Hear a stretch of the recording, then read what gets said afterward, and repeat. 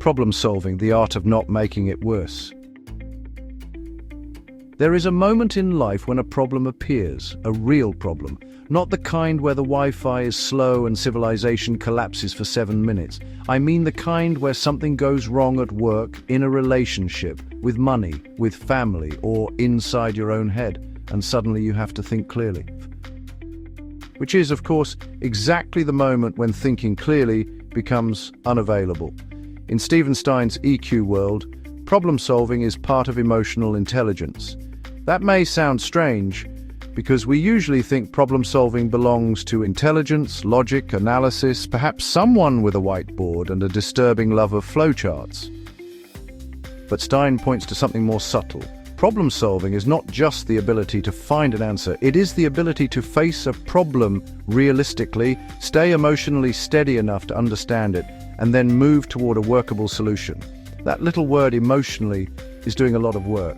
Because many problems are not difficult because we lack information. They are difficult because we are angry, or embarrassed, or afraid, or proud, or secretly hoping the problem will solve itself if we ignore it with enough confidence. I have tried this method. It is not in Stein's book, probably for legal reasons. The first part of real problem solving is simply seeing the problem clearly. That sounds easy. It is not. When something goes wrong, we often do not see the problem. We see our panic wearing a costume. A small disagreement becomes, nobody respects me. One mistake becomes, I am failing at life.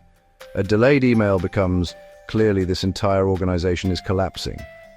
Very dramatic. Sometimes even beautifully written, but not always useful. Emotionally intelligent problem solving begins with asking, what is actually happening? Not what do I fear is happening? Not what story am I telling myself? Not who can I blame quickly so I feel lighter? What is the actual problem? This is where many clever people go wrong. They solve very efficiently, but they solve the wrong thing. A team is arguing about planning. On the surface, the problem is deadlines. Underneath, it may be trust. A couple is arguing about dishes. On the surface, the problem is dishes. Underneath, it may be feeling unseen. A person is overwhelmed at work. On the surface, the problem is workload. Underneath, it may be fear of saying no. And if you solve only the surface problem, life politely sends it back in a new outfit. The second part is staying calm enough to think. This does not mean becoming a spiritual statue.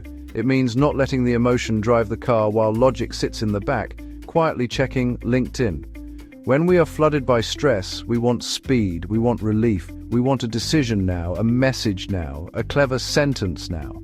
But good problem solving often begins with a pause. Not a dramatic pause where you stare into the distance like a Scandinavian detective. Just enough time to prevent yourself from making the problem worse.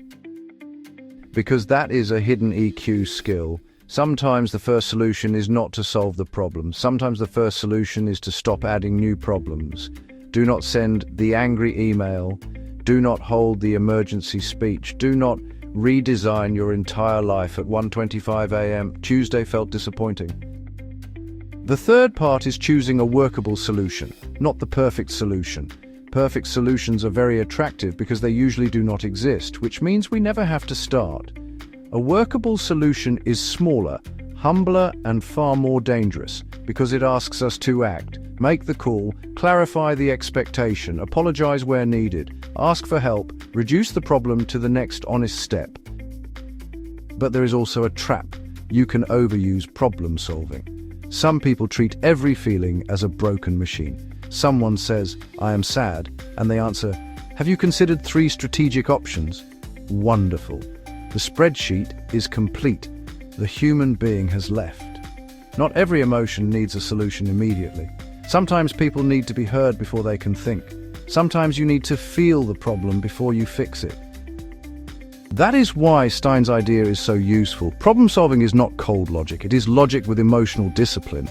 It is the ability to say, this is difficult, but let me see it clearly. I am emotional, but I do not have to be ruled by it. I may not solve everything, but I can take the next useful step.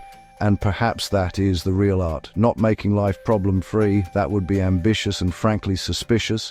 but becoming a little better at not turning every problem into a personal drama, a moral crisis, or a 3-season documentary.